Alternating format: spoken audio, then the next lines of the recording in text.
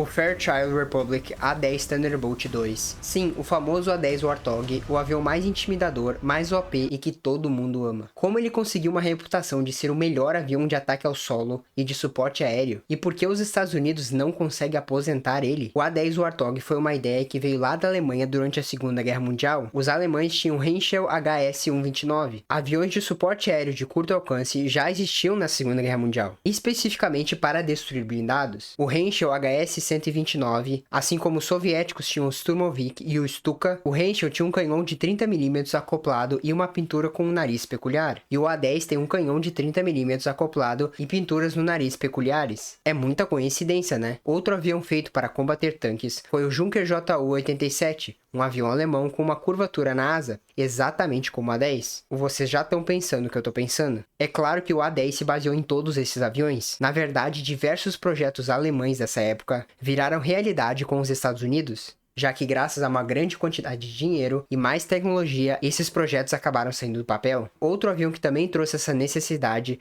foi o A-1 Skyraider. Ele era um dos poucos aviões movido a hélice na Guerra da Coreia, e no Vietnã ele já estava ultrapassado. O exército americano acreditava que helicópteros de ataque poderiam já fazer o seu trabalho, mas em 1966 os Estados Unidos criaram um programa de ataque experimental, que iria substituir o Skyraider. Ele precisava ser muito manobrável, ter uma armadura que nenhuma aeronave já teve, e o mais importante, ter construído ao seu corpo um canhão de 30mm. Duas empresas passaram. A Northrop, a mesma empresa do F-5, criaram o YA-9, e a Fairchild Republic, que é uma empresa desconhecida que após produzir o A-10, acabou sendo vendida. Então, é claro, eles escolheram o A-10, que virou A-10 Thunderbolt, e apelidaram ele de Warthog, que em inglês seria javali, já que a parte mais legal do avião tinha um som de um javali.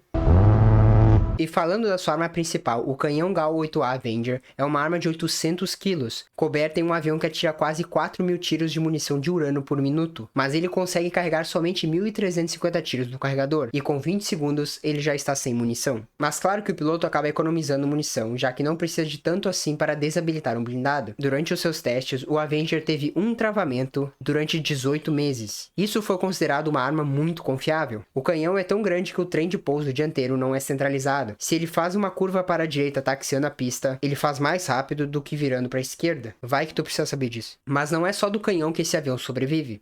As asas do A-10 são mais compridas que todo o seu corpo, para exatamente carregar o máximo de armamento possível, desde bombas guiadas, lasers, mísseis a ar e tudo o que você imaginar. O cockpit do piloto é blindado com titânio, assim como os tanques de combustíveis, já que se imaginava que esse avião sofreria muito com defesas antiaéreas. Há 51 anos atrás, o A-10 voou a primeira vez em 1972, e depois em 1977 ele entrou em serviço, e até hoje somente os Estados Unidos que possuem essa aeronave. Outros países também podem possuir, mas apenas no estado de exibição. Nessa época você provavelmente deve ter imaginado que ele foi feito para combater os tanques soviéticos, especificamente operando em pistas de pouso ou até mesmo nas rodovias da Europa. E esse seria o trabalho ideal para o A-10. Um tanque aéreo barato e fácil de operar com o máximo de poder de fogo possível. Os soviéticos em 1980 também tiveram seu avião de ataque ao solo, o Su-25, que é o rival do A-10. Mas a primeira vez do A-10 foi em 1983, na invasão de Granada, a Operação Fúria Urgente, onde os Estados Unidos adentraram uma ilha na América Central, e o A-10 estava lá,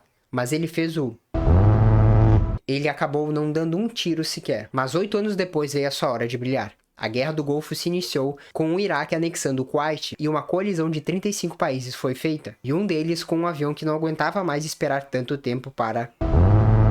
Esse cenário de combate seria perfeito para o A-10, e foi mesmo. Ele mostrou quão letal ele havia se tornado, conseguindo destruir 900 tanques, 1.200 artilharias e mais de 2.000 veículos. E ainda teve seu primeiro alvo ar-ar contra um Mi-8 com seu canhão. 90% de todos os mísseis AGM Maverick da coalizão inteira foi disparado pelos A-10, o míssil AGM sendo especificamente para alvos blindados. O resultado foi tão impressionante com esses mísseis que eles desistiram de adaptar no F-16. 300 mil disparos de liberdade e democracia foram disparados pelo A-10 nessa campanha. Diversos A-10 foram atingidos por defesas antiaéreas iraquianas, e com muitos pilotos que sobreviveram e conseguiram contar a história de um avião que poderia aguentar quase qualquer coisa. Seguidamente, no Afeganistão e no Iraque, ele fez um sucesso estrondoso, principalmente no exército. Ele dava suporte e tirava os soldados de situações complicadas, e abria caminho tranquilamente para os combatentes. Ele era o anjo da guarda dos soldados, e eles amavam quando escutavam e os inimigos odiavam.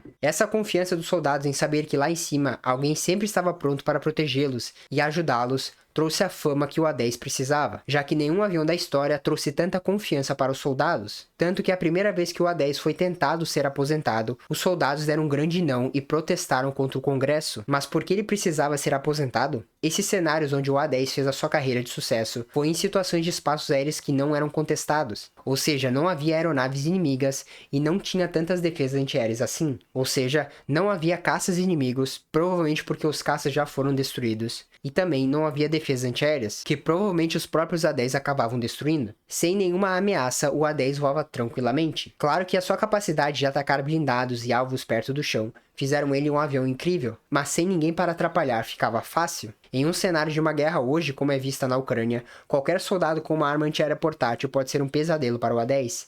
O Su-25 russo foi efetivo na Ucrânia, mas acredita-se que 40 deles já foram perdidos. O ataque aéreo em curtas distâncias ao solo se tornou muito perigoso e algo obsoleto, que além dos aviões, os helicópteros de ataque também sofreram. E como a arma principal do A-10 é o canhão Avenger e ele precisa chegar perto para usá-la, o seu maior diferencial fica obsoleto, mas que mesmo assim os Estados Unidos deixou o A-10 em operação por tempo indeterminável. O caça de quinta geração F-35A seria uma opção para substituí-lo, com a configuração não tão furtiva, com mísseis e bombas pendurados nas asas. Ainda é uma opção para o ataque ao solo, já que agora aeronaves conseguem atacar de longas distâncias, com mísseis guiados e sem precisar ter que se expor, apesar de que o F-35 poderia ser muito caro para essa substituição, e que ainda não foi confirmada. O custo por hora e de manter o A-10 ficou muito caro, e ele já passou da hora de se aposentar. O custo para aeronaves mais modernas, até mesmo drones, é muito mais barato. O exército está convencido que o Congresso americano irá entender a aposentadoria do A-10, mesmo com o argumento de ele ser um avião único, sem substituição. O problema é que um cenário de guerra ideal do A-10 nos últimos 20 anos que os Estados Unidos combateu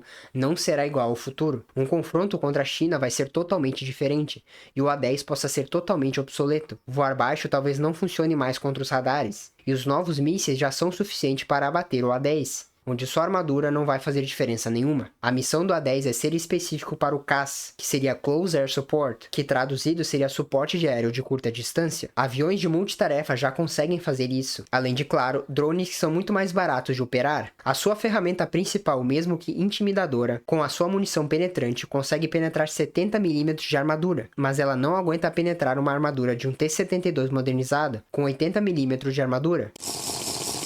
Em 1980, os Estados Unidos fez uma pesquisa, concluindo que o A-10 teria 33% de sucesso para combater um T-72. Então você precisa imaginar os mais modernos. Ele provavelmente não conseguiria destruir. Mesmo que seu canhão possa ajudar e atingir complexos, prédios e infantaria, não vale a pena manter a aeronave operacional. Então, o A-10, mesmo sendo um avião que não teve substituto e ainda não foi aposentado, a sua hora provavelmente está chegando. O som mais icônico pode ficar como lembrança. Mas se você gosta do som do canhão do A-10, você já ouviu o som do canhão do F-15?